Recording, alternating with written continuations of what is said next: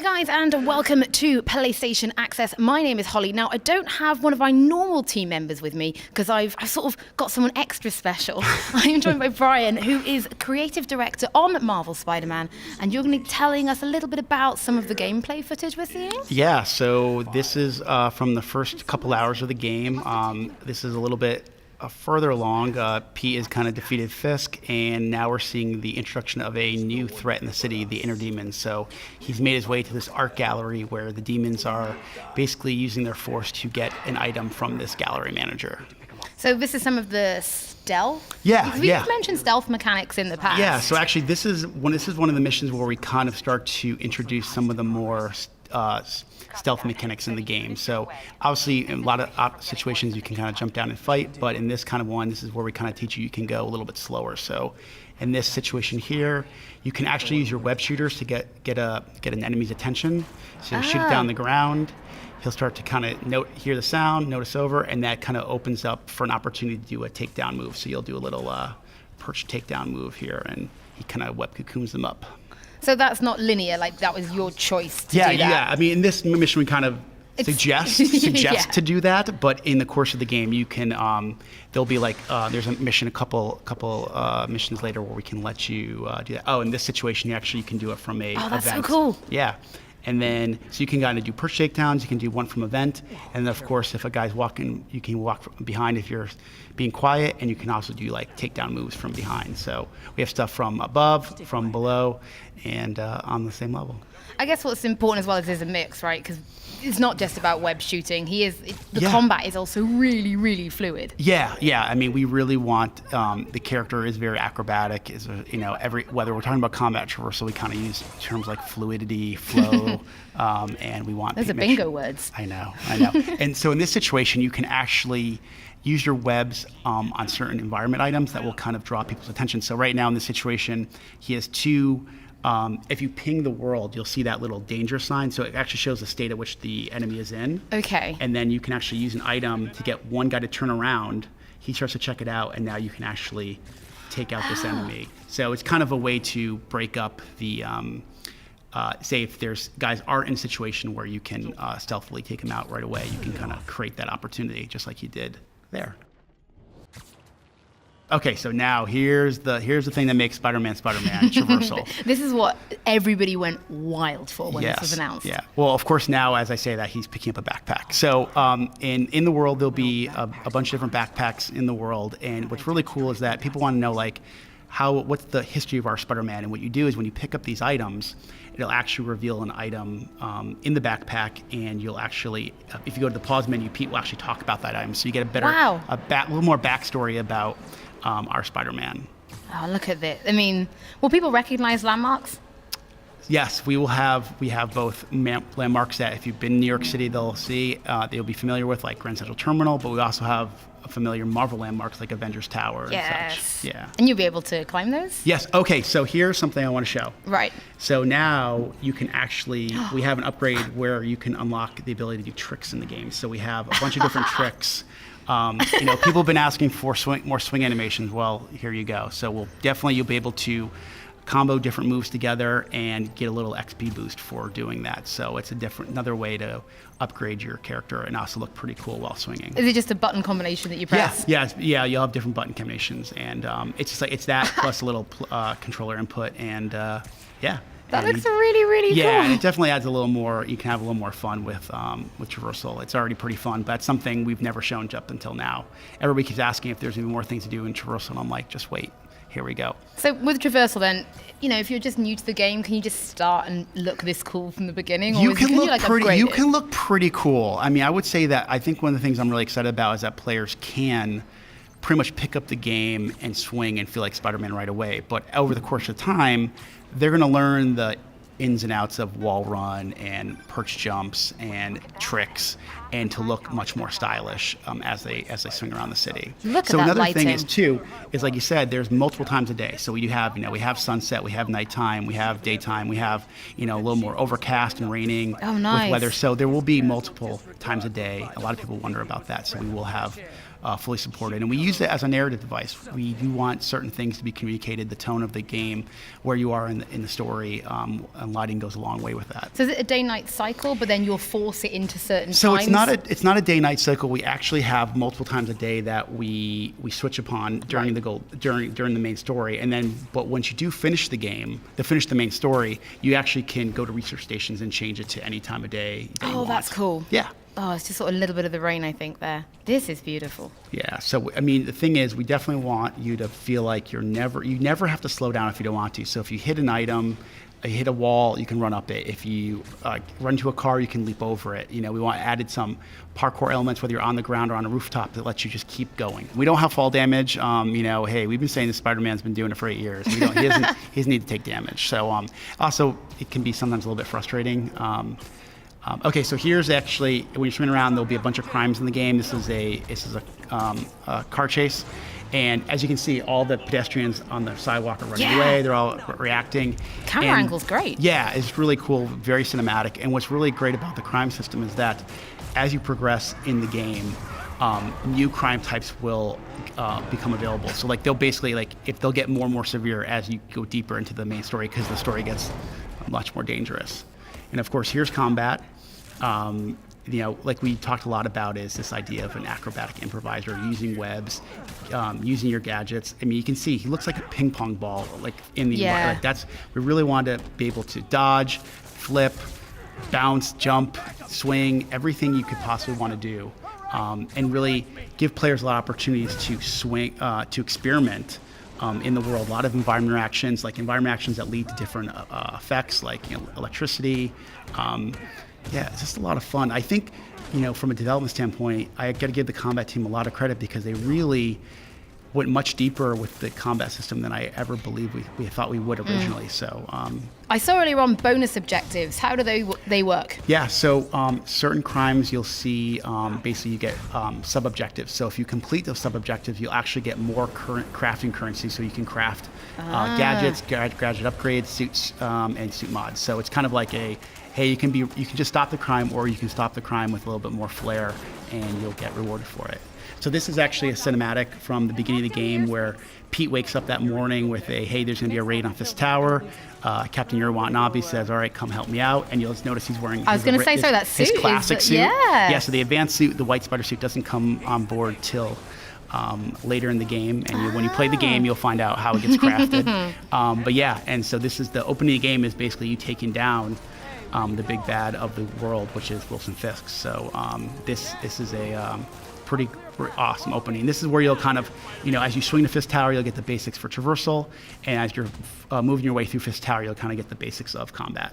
So really, the word tutorial sometimes is a bit of a dirty word, but really this is where you're learning. Yeah, I mean, I'm not going to lie and say it's not a tutorial in some way, aspects. You've got to learn. You got to learn somehow, and I think that's something we try to find that balance between making the opening feel epic and cool, but at the same time making sure you understand the ins and outs, the basics of our Spider-Man. But when we were chatting earlier, you were saying, you know, he has been Spider-Man for 8 years, so you're not having to do that thing where he's just learning his powers and learning. You're like, you can just go in and be a badass. You're 8 years into this. Yeah, I mean, it's that balance between, like, okay, he's been Spider-Man for 8 years, but you've been Spider-Man for about maybe 8 minutes. 8 minutes, 8 minutes at this point. So it's finding that balance.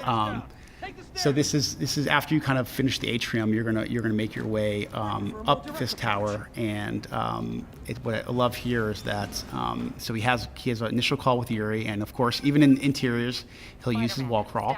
So he'll be. Oh, you just automatic, like yeah, run up. You just basically run up and start. He'll just, you know, which one you start going, and then you can even. Yep, he starts wall running. He starts wall running up this area. And so he's getting an update from you right now, what's going on in the outside, what's going on in what he wants him to do on inside Fist Tower, because basically they're worried he's gonna skip town, so they're trying to get to him before he does this.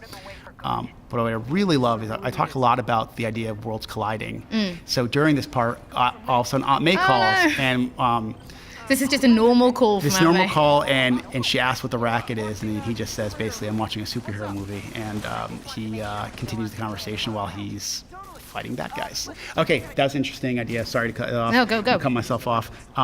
You can kind of ping the world, and he can see through walls. He can see the enemy threats. You'll see him basically drop in on some Fist guys who are trying to basically wipe a bunch of data and Soren has to stop them before the data gets all erased. So you can see a lot of environment interactions. We try to make sure that not only are you paying attention to the enemies, but also your surroundings in terms of what you can use to your advantage. So when you're using stuff to your advantage, like when you are grabbing stuff and swinging it around, you control that swing, or that movement is just very pre-programmed? You actually can control that. You can control where you throw it, and then with upgrades, you can actually control how many times you spin it around. So, you can have. Okay. It's pretty cool. I thought it was like just pre-programmed. Once you've grabbed it, the AI takes no, over. No, you can actually influence it. And of course, here he's having a little conversation with his favorite friend, Wilson Fisk. And here's another sense of he's definitely taunting Fisk a little bit as this is going on. So. And of course Fisk gets pretty angry once he realizes that Spider-Man has downloaded everything. So again, this is another example of being able to yank guys down. It literally says yank enemies. Yeah, and then so like right there, you can grab guys. That's cool. Yeah, you can do it in midair.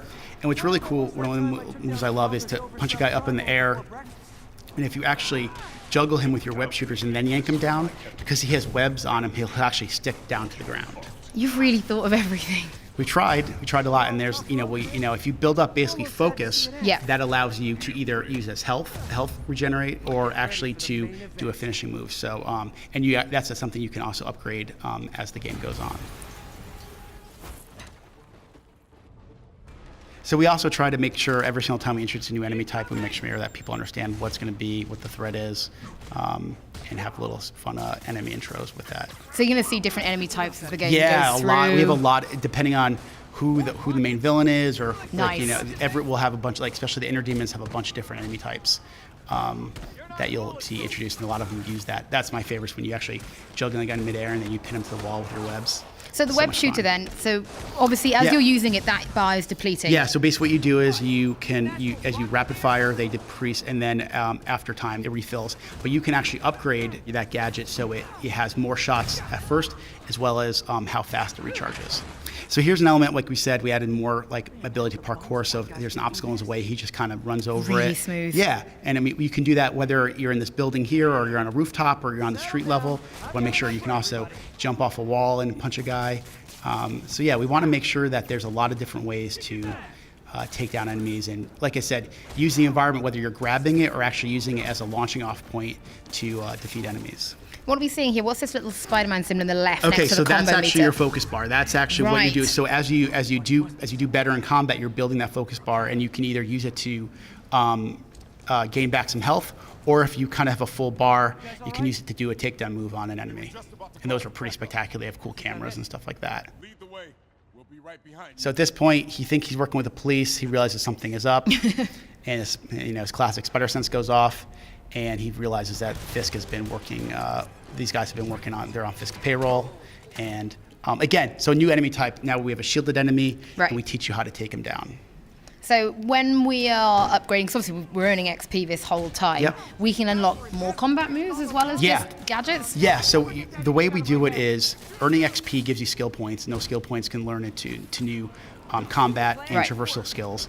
And then doing stuff in the open world, those give you crafting currency, so you can spend on crafting new suits, suit powers, suit mods, and gadgets. So here's actually an intro to fighting Fisk. One thing we always talk about is Spider-Man having a sense of humor, using that to kind of either piss off the guy he's fighting or to calm himself down. And he's making a joke right here about don't forget to write in your memoirs, don't forget to put the hyphen between Spider and Man, which is a joke you hear online a lot. So yeah, we just want to make sure that... Topical, I like that. It's a capital S in the middle of PlayStation. It's a hyphen between the Spider and the Man. Exactly. So we want to make sure that we get that right. So this now leads to an epic fight between Fisk and Spider-Man. It's basically 8 years in the making. We should say again, anyone's just watching this is still quite early on in the game. This is literally the first mission in the game.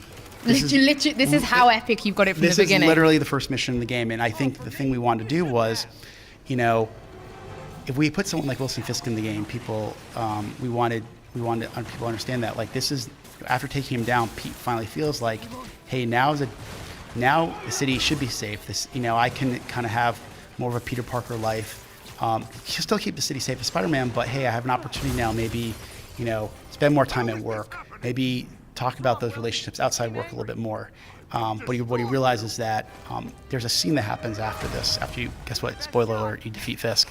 And otherwise, the game's really short. And he says, Fisk says, in 1 month, you wish you had me back. And the truth is, it's actually probably wishes Fisk was back, because it was a little bit it was actually a safer city with Fisk in there rather than the Inner Demons, the Mr. Negative, and eventually the Sinister Six. Yeah, now you've shown some of the other bad guys off. Maybe at E3 we saw some as well. That was one of the big... Yeah, just not all of them from my understanding, just a few. But the nice thing, I suppose, is you can create your own world, which is what you've done, because this is a standalone universe and story. But I'm guessing you haven't really messed too much with the villains and stuff, so people still recognize? Yeah, I would say that we want to make sure that we're being very respectful to the original artists and the writers who created these characters. We definitely take some liberties here and there to either modernize them or to put our own kind of little spin on them. But there should be no mistaking that's a Wilson Fisk. And so, another thing we've talked a lot about here is worlds colliding, Peter and Spider-Man's world colliding. And here you see early on in the game, you start to meet other people on Peter's life. So you meet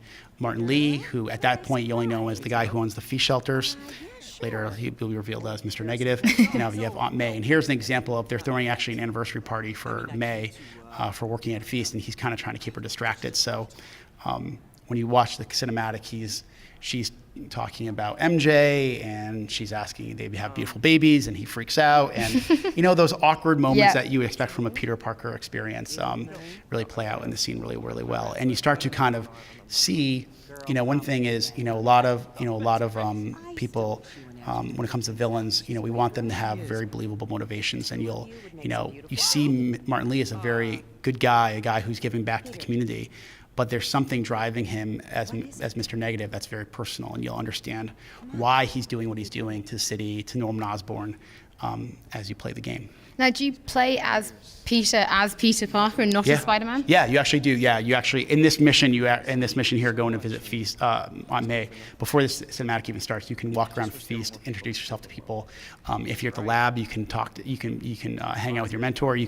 There's different things at the lab you can do. So we'll have multiple missions at playing as Peter, as obviously majority being Spider-Man, but we also want you to show the Peter Parker side of his life and go beyond just cutscenes. Cool. And same thing with MJ. MJ will be a playable character in the game as well. There'll be certain missions throughout the main story where she'll be playable, and she has her own gameplay mechanics, and we'll be introducing new mechanics as you go further in the game with her. And look forward to seeing the B-roll on that one. I don't. You're like, maybe you can wait till launch. Yeah, you can wait till launch on that one. I don't think we have any B-roll on MJ. Well, thank you very much for talking us through some of this footage. I really appreciate it. I know Dave got hands-on and really enjoyed it. We're going to have more coming up on Spider-Man on the channel, so please don't forget to like, comment, and subscribe, because you don't want to miss anything from the world of PlayStation.